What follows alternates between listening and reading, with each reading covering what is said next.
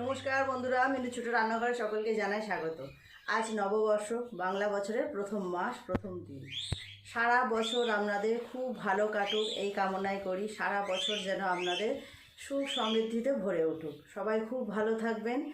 আর আজকের রান্নাঘরে আমি চলে এসেছি সকালের একটা সুন্দর টিফিনের ব্যবস্থা নিয়ে।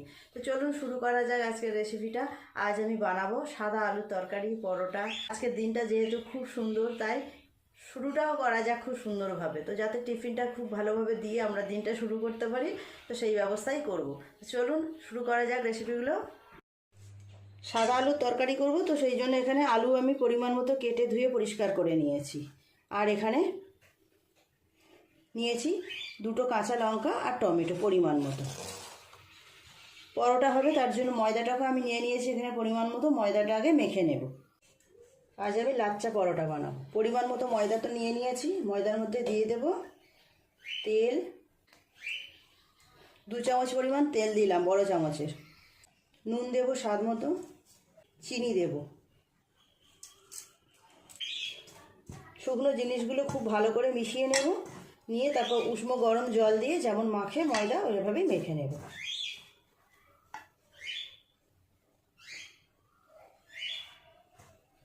শুকনো জিনিসগুলো খুব ভালোভাবে মিশিয়ে নিয়েছি ময়দার সাথে।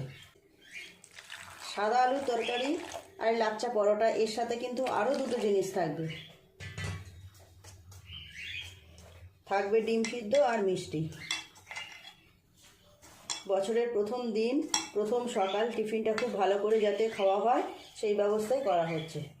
সুন্দর করে ময়দাটা মেখে নেব। অল্প অল্প খুব ভালো করে ময়দাটা মেখে নিয়েছি।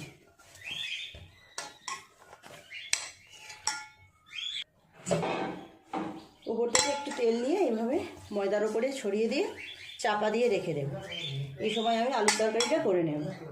এই একটা বাটি নিয়েছি, এইভাবে চাপা দিয়ে রেখে দেব। আলুর তরকারিটা আগে চাপিয়ে দেব। কড়াইয়ের মধ্যে দিয়ে দিলাম কেটে রাখা আলু, টমেটো আর কাঁচা লঙ্কা। পরিমাণ মতো জল দিয়ে দেব। পরিমাণ মতো নুন। আর কিছু দিতে হবে না। একটা ঢাকা চাপা দিয়ে দেবো। খুব কম সময়ে খুব সহজে একটা সুন্দর রেসিপি তৈরি হয়ে যাবে। লুচি পরোটার সঙ্গে, সকালের বলুন রাতের বলুন, টিফিনের জন্য দারুণ লাগবে। ওদিকে আলুর তরকারিটা যতক্ষণ হোক, আমি এদিকে ডিম সিদ্ধর জন্য ডিমটাও বসিয়ে দেব।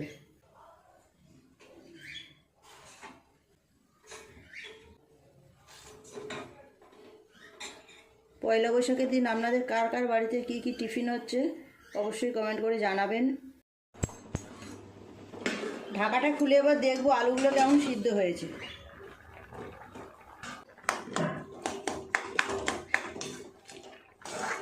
এইরকম সাদা আলু তরকারি করতে কিন্তু কোনো কিছু ফোড়ন দেওয়ার দরকার পড়ে না। এইভাবে আলুগুলোকে ভেঙে ভেঙে দেবো চেপে চেপে। তরকারিটা তাহলে খুব মাখা মাখা হবে, ভালো হবে। খুব ভালো করে আলুর তরকারিটা এইভাবে একটু ঘেটে ঘেটে দিয়েছি। তরকারি তো হয়েই এসেছে। শেষে দিয়ে দেবো সর্ষের তেল।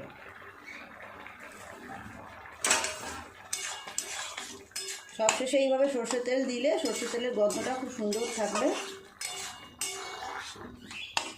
এইরকম পাতলা পাতলাই নামাবো।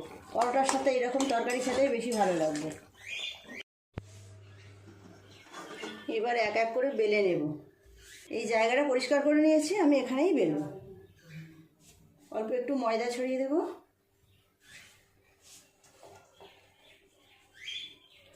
একটা লেচি নিলাম, পাতলা করে বেলে নেব।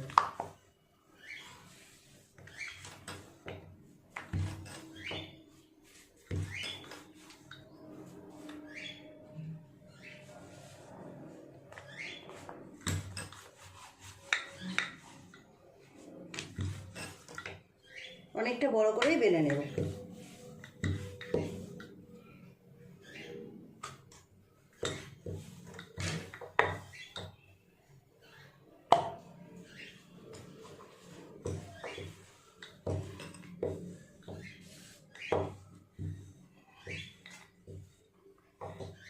এত বড় করে বেলেছি, এই রকম থিকনেস হয়েছে।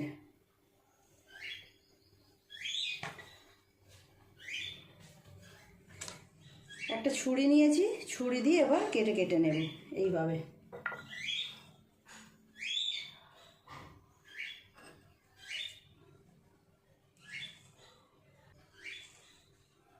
পুরো রুটিটার মাঝখানটা এইভাবে কেটে কেটে নেব।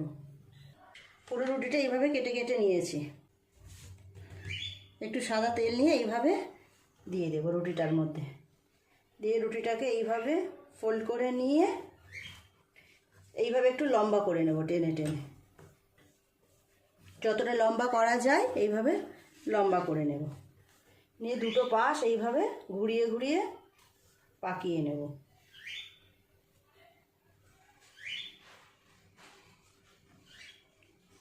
এই হলো, এই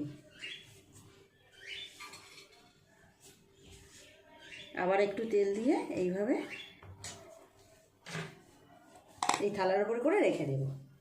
একইভাবে আরও একটা বেলে নেব।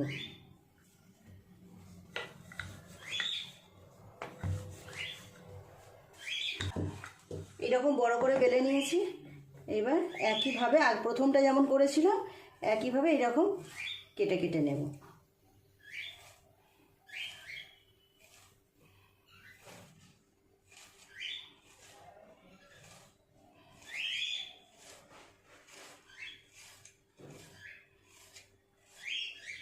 পুরো রুটিটাই একইভাবে কেটে নিলাম।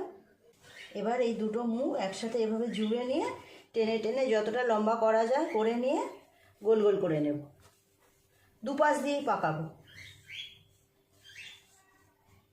এই পাশটা এইভাবে পাকিয়ে নেব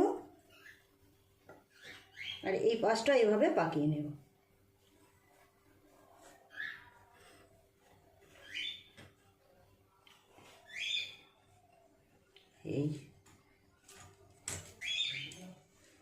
এইভাবে আর একটু ওপর থেকে তেল লাগিয়ে রেখে দেবো। দুটো এরকম করা হয়ে গেল। একইভাবে সবগুলো করে নেব।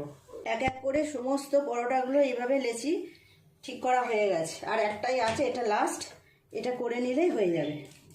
10 মিনিট রাখবো এইভাবে। তারপর পরোটাগুলো বেলে বেলে এক এক করে নেব।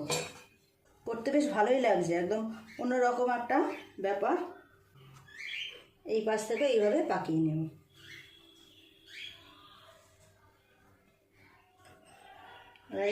এই হয়ে গেল।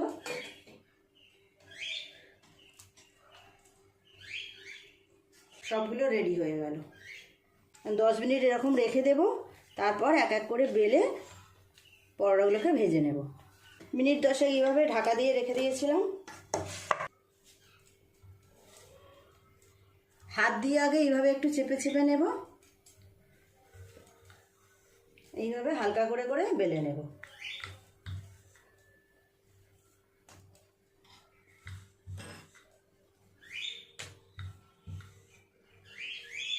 লাচ্ছা পরোটা কিন্তু খুব বেশি বড় হয় না, খুব বেশি বড় করে বেলবো না। এই রকম সাইজ করে বেললাম, এই সাইজ। একটা বেলা হয়ে গেল, আবার একটা বেলবো। এইভাবে কিছুটা হাত দিয়ে আগে চেপে চেপে বাড়িয়ে নেব, নিয়ে হালকা করে যেভাবে চাপ দিলেই হয়ে যাবে। প্রথম থেকে শেষ পর্যন্ত দেখলেন আমি কিভাবে লাচ্ছা পরোটাগুলো বানালাম। আপনারাও একবার এইভাবে বাড়িতে বানাবেন।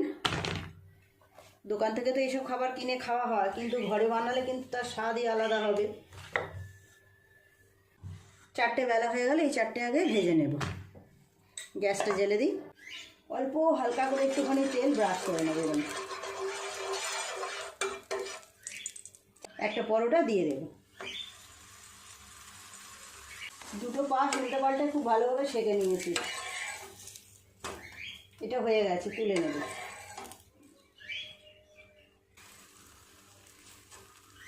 ভাজতেও খুব বেশি সময় লাগছে না, তাড়াতাড়ি হয়েই যাচ্ছে। পাশটা উল্টে দেব। খুব অল্প করে তেল ওপর থেকে এইভাবে ছড়িয়ে দেব।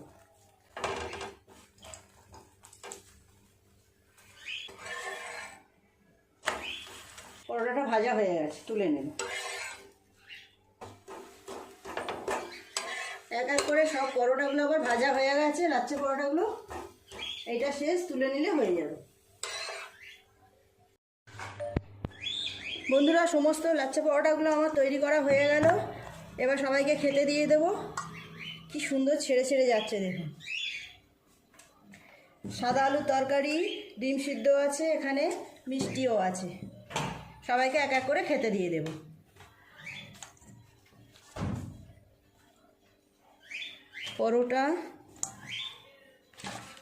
পরোটা দিয়ে দিলাম, দিয়ে দেব আলুর তরকারি, লঙ্কা, কে লঙ্কা খাবে, কাঁচা লঙ্কা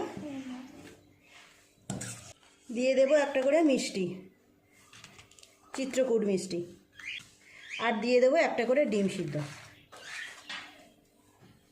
বছরের প্রথম দিন এই রকম ভালো টিফিন হচ্ছে মানে সারা বছর নিশ্চয়ই আমাদের ভালো টিফিন হবে। বন্ধুরা, আজকে সকালের ব্রেকফাস্টটা কেমন হয়েছে কমেন্ট করে জানিও। তোমরাও আজকের দিনটা এরকম ভালো ভালো সুন্দর সুন্দর রান্না করে খাও।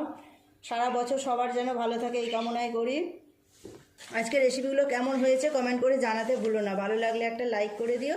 আমার চ্যানেলটি এখনও পর্যন্ত যারা সাবস্ক্রাইব করোনি প্লিজ আমার চ্যানেলটি সাবস্ক্রাইব করে পাশে থাকা বেল ঘন্টিটা ক্লিক করে দিও।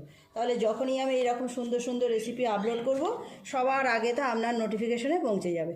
সবাই খুব ভালো থাকবেন। দেখা হবে পরের দিন নতুন কোনো রেসিপির সাথে। নমস্কার।